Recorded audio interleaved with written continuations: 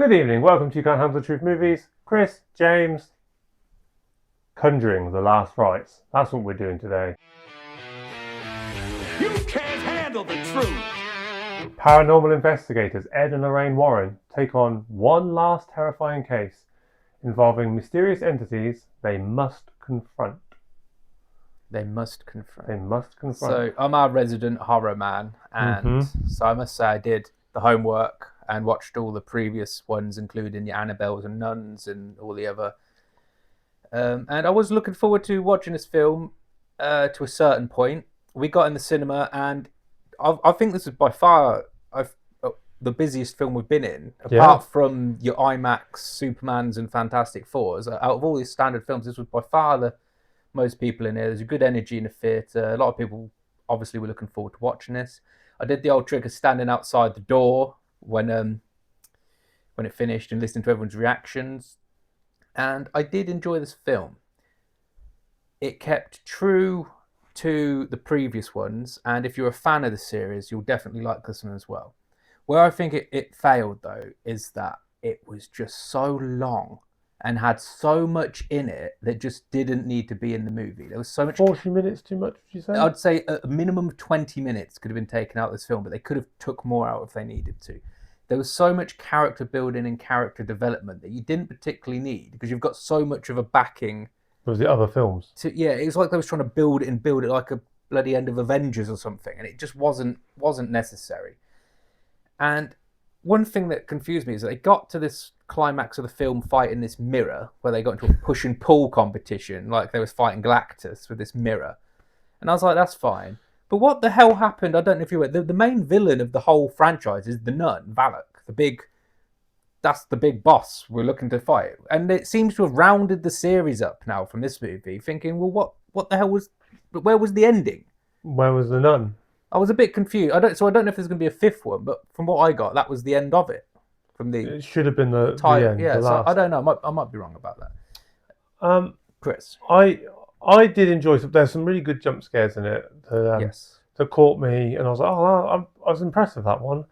But with me and horror movies, it's the same, and it's when you see the thing you're meant to be scared of, and I always go,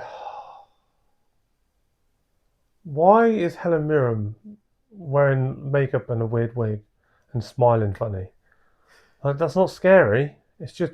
And then the tall thing with an axe. Like, I'm just like... So that I wanted to jump in on, Chris, because when he was in the corner and then it turns the light on and he's gone, they did the same scares. I know you could say there's only so many ways, but there isn't. There's lots of different ways you can do suspense and jump scares. They did them like a clone, how they did in the previous movies. They even did the same line, which they did intentionally when they were doing the lecture in the hall. They used the same wording and the same lines to show that they were still doing the same thing later on.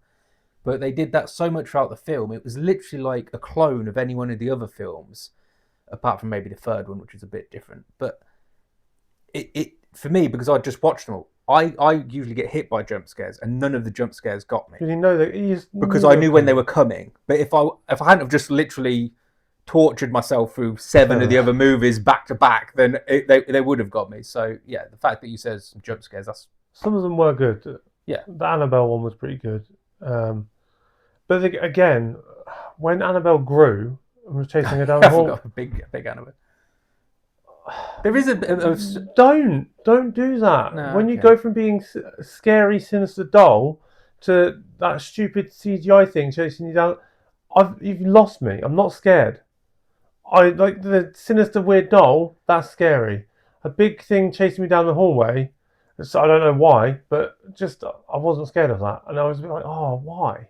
You could have made that. I don't know. I find something about it just a bit. The largeness of the facial expressions a bit creepy, but I see what you're saying as well. It was just a bit over the top. And the end bit, the mirror pushing, Well, I came out and first thing I was like, it's like, thank God Chris was watching as well, because he'll know what happened. Neither of us knows what. How did they win? They basically just looked at themselves and were like, I think they were trying to do like a metaphor of because the evil was within, they were fighting their own evil was the biggest evil, the demons within themselves or something like that. But from the very beginning, with the birthing of the child, you knew that she prays for the child to come back to life. You knew immediately it was the demon that brought her back, not that. So there was no mystery or twist in the movie either, like at all, none. So yeah, I mean, I'm saying a lot of negatives, but overall, it kept within the franchise. I would place it. I was saying to you, out of the 4 main films, I'd place this as the 3rd best. Yeah. So, but it's definitely watchable. Yeah, I know I sound like I was having a go at it, but it's not a bad movie. No, we're picking. We are picking. But It was just too long. I think because there's so many of them that it's easier to pick at it because you kind of It's you will know what you expect. It's just you want something. It needed something a little fresh or different to round up, and it just was exactly the same. Can I mention something else? Okay. The boyfriend turned fiance. Yes. He was really weird. He Sorry. seemed like at the start that he was with her because he wanted to be involved in the paranormal investigations and that kind of stuff because he seemed really interested in that. And when she was doing the little rhyme in her head in the bedroom, and he was like, "Oh, what are you doing?" He seemed like that was what he was mainly interested in. And then towards the end, he was really determined to save her life.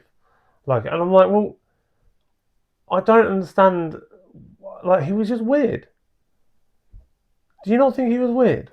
Well, I mean, he wanted to marry her within 6 months, so I mean, I find that pretty weird. I found that he was a pretty weird character. Yeah. Yeah. Also, if an old lady stepped out in front of me in the middle of the road, I'd run her down anyway. On that note, I would give The Conjuring 4 a 6.6. This film had a great atmosphere in the cinema, which did add to it. It's going to please people that are a fan of this franchise. It's your clear demonics versus your Christian and your church, and it's done as well as anything nowadays that comes out. So I'll give it a 6.6. We've seen quite a few horror movies, and it's probably the best one I've gone to watch. It's definitely the best produced out of, because they're usually very low budget and just generally bad acting. So it's definitely one of the best. I'd give it a 6.5. 6.5. Just to be indifferent. We'll call it 6.5 then, which is, if you're a horror fan, if you're a Conjuring fan, recommend check it out. Yeah, if you're not a horror fan, well, screw you.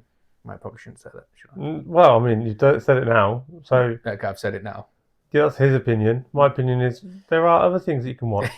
One in particular I made James watch this week, which we'll review next time.